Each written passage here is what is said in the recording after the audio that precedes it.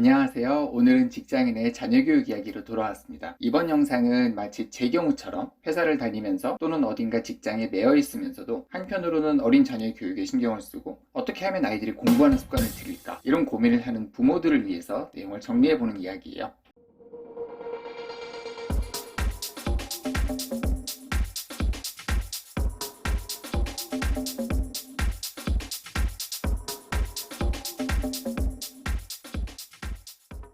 물론 여기에 포함되는 전제는 저 역시도 자녀 교육에 대해 어떤 결과를 믿지는 것도 아니고 자녀 교육에 대한 어떤 확신에 찬 불문율을 말하려고 하는 건 더더욱 아닙니다. 제가 과거에 시를 준비하는 학생들을 지도한 경험들도 있지만 이게 제 자녀의 교육과는 또 전혀 별개의 얘기다 이런 생각을 하게 돼요. 특히 과거에 미화된 학습들, 제가 이래 공부했으니까 이게 잘 되겠지, 이런 부분들이 아이들의 지금 공부 습관에 발목을 잡을 수도 있다 이런 생각도 하고요. 농담처럼 엄마 아빠 모두 서울대를 나오는 집 아이들이 막상 학교 성적은 별로더라 이런 얘기를 하기도 하잖아요. 그래서 지금은 과거와 달라진 시간과 공간의 환경을 바탕으로 해서 특히 자녀 교육의 측면에서요 하나하나 풀어보려고 합니다. 또 하나 강조하려고 하는 점은 저는 아이들의 효율적인 공부 습관을 들이고자 하는데 목표를 두는 거라서 시험에서 고득점을 원하는 부모님들의 생각과는 조금 다른 점이 있을 수도 있어요. 물론 스스로 공부하는 습관이 들면 학교 시험에서 고득점을 받을 개연성도 높아지긴 하는데 이제 초등학교 2학년인 큰애나 아직 어린이집에 다니고 있는 6살짜리 둘째한테 학교 성적을 강요할 이유도 없고 시험은 더더욱 강요할 이유가 없기 때문에 지금은 저는 공부하는 습관을 올곧게 들이는 이런 방법들을 좀 더 고민해보고 있어요. 만약 학교 시험에서 고득점을 받아서 명문대에 들어가는 게 시급한 목표인 경우라면 아예 사교육 시장에 돈을 제대로 투입해서 실력 있는 조언자나 아니면 컨설턴트를 붙여주는 편이 대학 입시에서 아이들의 시행착오를 줄이는 길이 될 거다 이런 생각을 합니다. 오히려 그런 부분은 제가 예전에 학생들을 지도할 때 부모들과 함께 고민했던 부분이기도 해요. 제가 공부하는 습관에 관심을 들이는 이유는 첫째, 앞으로 엄마와 아빠는 회사에서 일이 더 바빠질 거라서 아이들한테 기울일 수 있는 관심의 여력이 줄여들 수밖에 없다. 이 점이랑 그리고 두 번째, 아이들의 공부 습관이 갖춰질수록 아이들 스스로 잘하는 점과 더 필요한 점들을 파악할 수 있다는 것, 그리고 세 번째, 보완이 필요한 점들에 대해 좀 더 효율적인 접근법을 찾아서 아이들이 생각해보면 앞으로의 삶에 있어서도 조금 더 결정 권한을 가질 수 있지 않을까 그런 생각을 해봅니다. 저희 집의 경우에는 큰아이가 재작년에 초등학교 입학 전이었던 7살일 때부터 엄마 아빠가 도움이 되고자 고민했던 이야기들, 그리고 크고 작은 시행착오를 겪으면서 발견한 점들을 함께 한번 정리해 보겠습니다.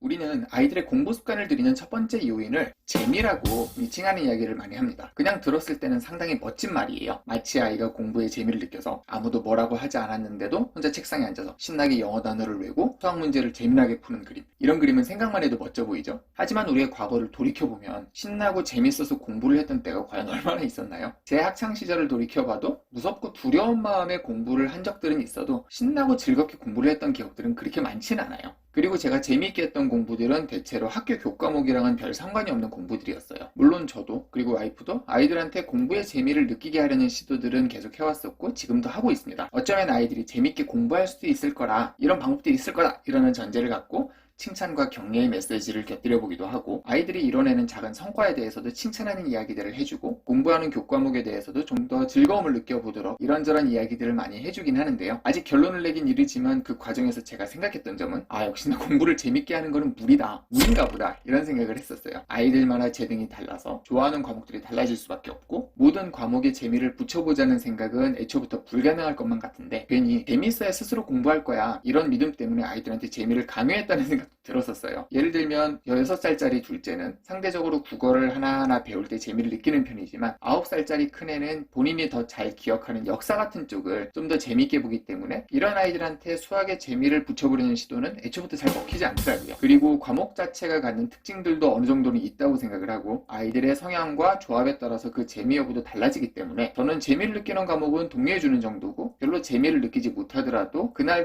조금씩 공부해야 될 부분들에 대해서 차라리 미리 정리해서 한 걸음 한 걸음 나아가도록 하는 방향에 좀 더 신경을 쓰게 되는 것 같습니다.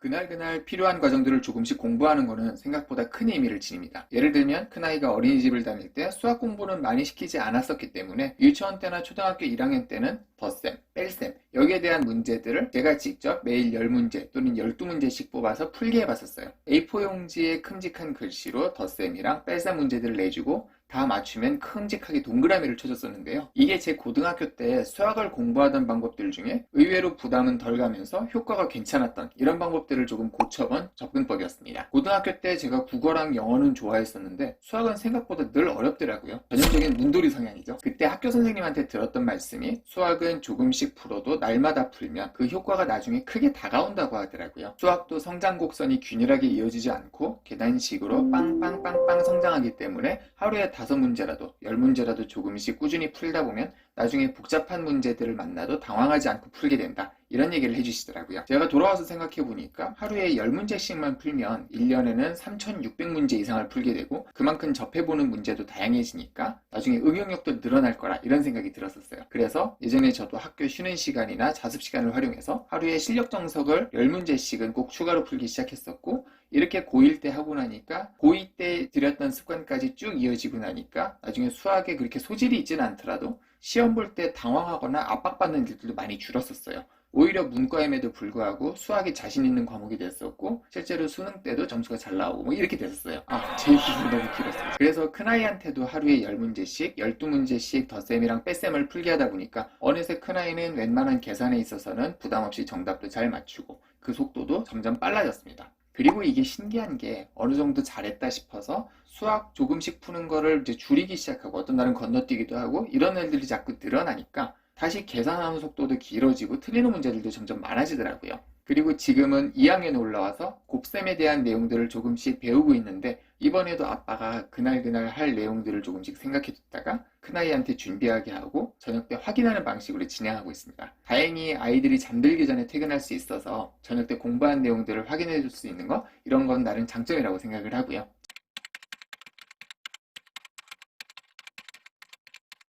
제 개인적인 생각일 수도 있지만 그날 꾸준히 조금씩 공부해서 실력을 다지는 과목의 대표적인 사례를 수학이라고 한다면 학교 진도랑 무관하게 미리 쭉 치고 나갈 수 있고 그렇게 해서 좋을 과목이라고 생각하는 게 저는 국어랑 영어라고 생각을 해요. 언어에 대한 이해가 미리 머릿속에 자리 잡고 있으면 나중에 문자나 청취의 형태로 들어오는 다른 교과목들이 좀 더 일목요연하게 머릿속에 정리될 수 있다는 생각도 있고요. 한편으로 요즘 수학이나 과학의 과목들도 그냥 산식이나 암기된 내용들을 확인하는 수준을 넘어서 문장 형태로 정보를 제공하고 문장으로 된 질문들을 하기 때문에 독해력이 부족해서 내용의 이해가 빠르지 않다면 오히려 오답을 가져올 확률도 높아지고 문제를 해결하는데 걸리는 시간 자체도 훨씬 길어집니다. 결과적으로 공부의 효율성을 위해서라도 국어는 미리 가능한 부분들을 공부하는 것도 도움이 되고요. 영어 역시도 미리 공부할 수 있는 부분들을 해두면 좋겠다는 생각을 종종 하곤 합니다. 다만 저희 큰애의 경우에는 초등학생의 교과 진도상 국어보다 영어가 조금 더 앞선다 이런 느낌을 받는데요. 결과적으로 국어의 이해력이나 내용 추리,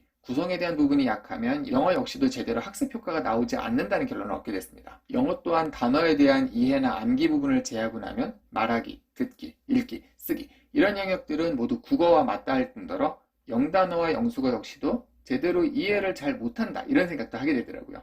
그리고 영어에 대한 부분은 학원에서도 같이 공부시키면서 읽기, 쓰기, 말하기 등등 골고루 공부하고 있는 상황이라서 오히려 아빠 입장에서는 국어에 대한 부분을 같이 도와주는 쪽 이런 쪽으로 가보고 있습니다. 그리고 국어는 초등학생들이 학원에 가는 경우도 영어나 수학에 비해서는 덜한 편이고 저희 집의 경우도 큰아이가 영어랑 수학은 학원에 가고 있지만 국어는 그냥 집에서 책을 읽게 하고 TV 보게 하고 이런 정도로만 교육을 하고 있거든요. 그건 제가 어릴 적에 공부할 때도 마찬가지였고 특히나 초등학교나 중학교 때는 더더욱 그런 것 같습니다.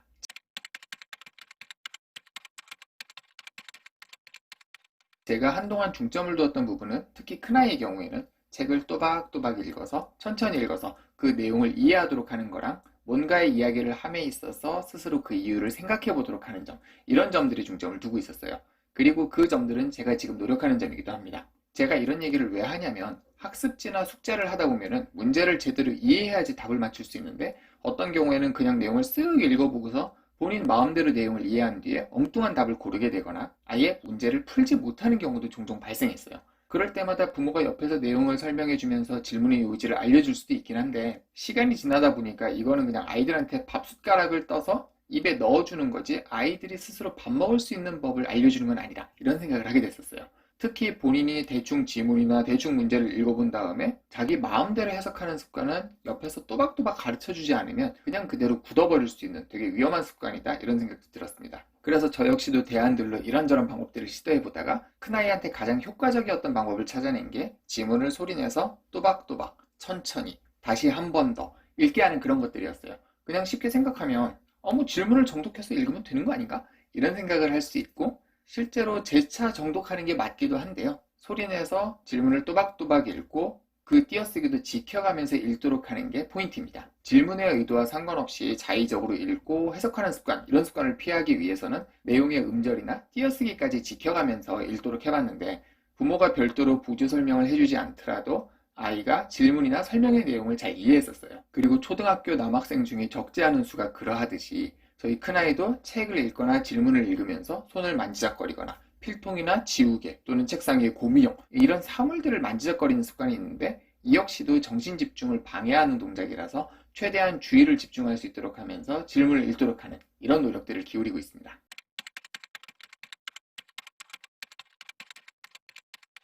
아울러 생각하는 힘을 조금씩 길러볼 수 있게 퇴근하고 나서는 시간이 허락할 때 5분, 10분이라도 아이들과 생각할 거리를 놓고 이야기를 하기도 합니다.